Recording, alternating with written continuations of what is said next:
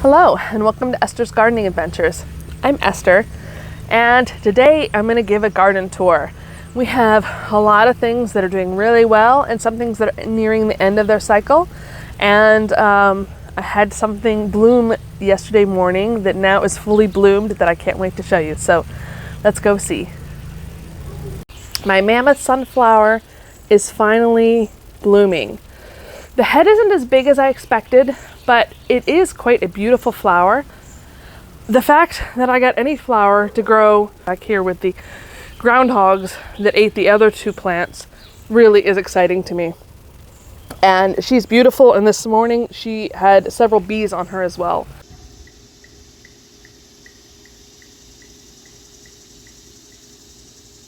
Since the last video, I have taken a few new steps with my tomatoes.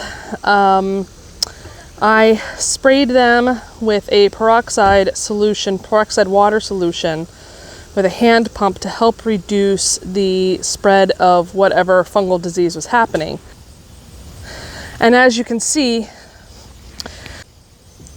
since I started spraying, we've had some new leaf grow that looks relatively healthy compared to the other kind. That's doing better. The other step I took is I am watering my tomatoes every other day instead of daily.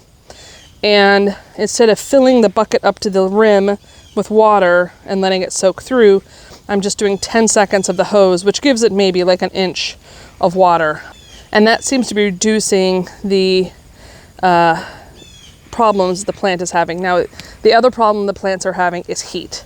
And one of the problems with growing determinate plants is that they set fruit like basically a limited amount of times. And when you are growing something in the heat, if it's too hot for them or they're having other issues, you lose out on that heavier production.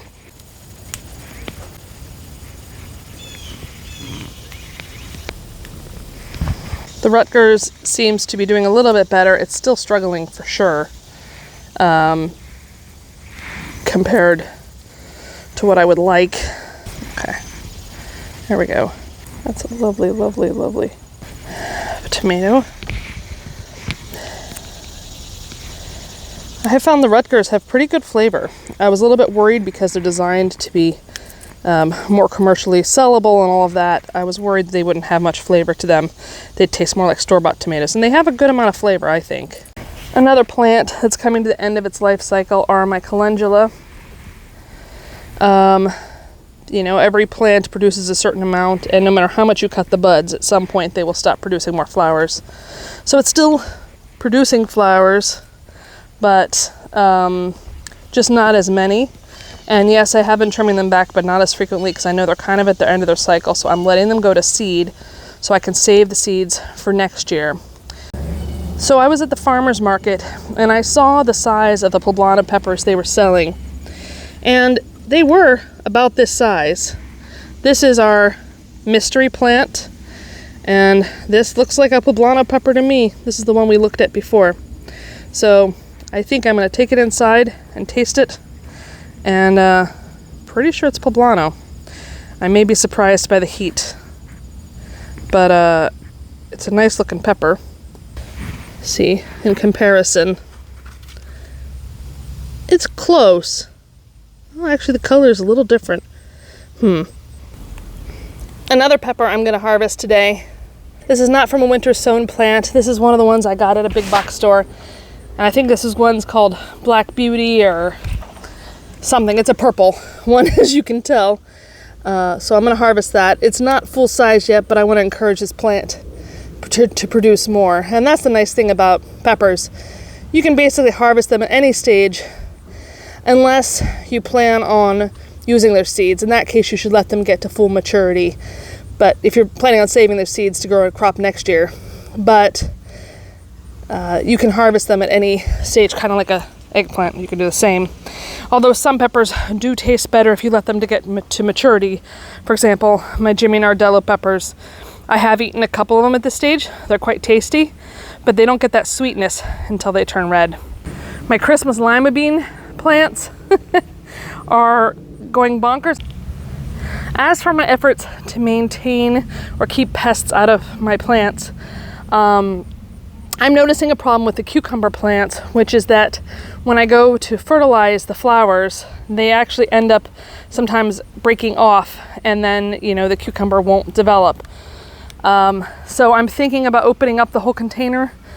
And last night I did go and open up the container. I took off the bridal tool, and as you can see, a lot of the flowers near the top and even the leaves had gotten all twisted up with each other. And so I'm hoping that by opening up the container, I am giving them more room to spread out and for the pollinators to pollinate them. You know, the way I see it is I'm probably not going to get cucumbers from these plants if I keep them from the cucumbers in particular, if I keep them in the bridal tool. And so I may still lose them to pests, but I'd rather give it a chance for pollinators. And if you look closely, we have a nice spider there guarding the area, and yesterday we had a praying mantis on here. So I'm hoping that the pest control, natural pest control, will help. I should also add that I moved the cucumber plant from a more shaded area that didn't get sun till like 1 o'clock in the afternoon to a part that gets sun by 10 a.m. And I am, instead of watering it every other day, you know, I had moved to watering most of my garden every 2 days. But in this case, I'm watering the cucumber plant daily because I know cucumbers need a lot of water to grow, and this is a fairly small container for 2 plants. Also, I have a soluble fertilizer that has a high P ratio of NPK. Oh, look, see, we have a bee. It's working. We have a bee. As for my other zucchini, which if you'll recall, I covered in bridal tool at the very beginning of its stages till it was about at the fence. This is my Lakota squash. This is a winter squash. And keeping it clear really helped the root not get vine borers on it. And one thing I've noticed is the vine borers will lay eggs on the plant, but it tends to lay it near the newest produce and also the highest point. It's the theory, but I think if you can get your zucchini trellising up and away from the base, your base should be slightly more safe. It's a theory. Tell me if I'm completely bonkers here. But if that's true, that'd be a really great way to kind of get your zucchini going, and then I can go with duct tape daily or every other day and find the eggs and take them off, and I've been doing that. And if you'll recall earlier this year, when I had to take up my garden that was in front of the house that is now my flower bed because of the termite treatment, I just plopped the cabbage plants that I had in that bed in this container here. And I put the tool that I had in the garden over it, and you can see there's holes in it. Hasn't quite held up perfectly, but it has helped the plant do pretty well overall. And I'm excited to see, even though they're very close together, that they are developing heads. Now, this is the Charmant variety. They are known for being able to be packed a little more tightly than most cabbage plants, and they do not produce huge heads. I think you get like 6 to 8 inch wide heads. So I'm fine with that. And this one in particular, yeah, that's the farthest along. That's solid in there. Let's see. Yeah, this one's got a little bit of solidness to it, but the others aren't quite solid yet. So hopefully in a couple of weeks, I will be harvesting some cabbage. Yay! Another change I made was a couple of months ago, I bought bridal tool that was 108 inches wide. And when I had this zucchini plant, this is a Caserta zucchini plant, in the smaller bridal tool, it was more like this width. It really just wasn't growing fruit. The fruit would grow and then it would die before it even opened, before the flowers opened to be pollinated. And the leaves were just really struggling. And so I tried to I need to trellis it to that pole a little more because it's starting to go too far this way. But I wanted to give enough room for the zucchini to grow without touching any of the sides, which I think prompts the plant to die. The zucchini fruit itself when it's flowering. And sure enough, you could see here what happens. This one was under development and it's already shriveling up and looks like it probably won't go to flower. But Over here, you can see one getting to a decent size. And it looks like, oh, I don't want the size to touch it. It looks like it's gonna flower soon. So I think giving it more space to grow definitely helps. I'm not gonna touch it until the flower opens and I can fertilize it, and then after that, I'll trellis it up a little bit more. But for the moment, I'm just kind of leaving that alone. I'm not sure if this one is producing flowers, but it really hasn't been producing the fruit. I probably needed to give it a bigger container. I'm pretty confident of that. But you know, every year is a lesson learned. One thing I'm trying to do with saving seeds this year is I am marking the plants with a little piece of string, the flowers that I like the best, that I want to save and let go to seed. So this is one of the ones of my zinnias. I just love this stacked look. So I'm gonna let that go to seed, and I'm not going to prune it or take the head off, which I normally would do to encourage the zinnias to keep producing. Here's a look at the flower bed overall. It's doing pretty well. The catnip is definitely coming to the end of its cycle. While some flowers are at the end of their cycle, this is my dwarf asters, and I'm not sure if these are really asters or not, but I'm waiting to see how they go to flower and if they end up being dwarf asters. And they look like they're getting close to starting to set buds. So I'm really looking forward to to seeing them if they do bloom. And if they are a weed, well, I've been feeding a weed, and you know, that's kind of par for the course. That's how it goes, isn't it? The coxcomb continue to be stunning. I mean, just to give you a size comparison to my hand here, it's longer than the length of my hand, and I do have short hands, but it's and it does, honestly, it does feel like velvet when you touch it. And a neighbor friend stopped by a couple of weeks ago and gave me this sweet, I love it, little decoration for my garden, because she knows how much I love bees, and she also watches the channel sometimes, and every time I come out here and see it, I think of her, and I think of just you know, how nice and special it was for her to do that for me. Down below that, I can finally show you what the sea oats, Indian sea oats, look like when they start going to seed. Look at this beautiful seed structure. And normally this is a native plant to Maryland, and normally these get very bush-like. I mean, they're like 3 times this height, but this is the first year I planted them. I imagine they're going to spread a lot more next year. And one of the things you need to do with these guys is you need to harvest this before they can pop out the seed. Otherwise, you will have them all over your garden. They're known for being big spreaders through their seeds. So this year, I'm going to harvest it and put them, just, you know, throw them in the trash. But next year, I'm going to leave the rest of the plant, obviously, but take off this part. But next year, if they're taller, you can actually use this once it starts turning colors before it starts dropping the seed.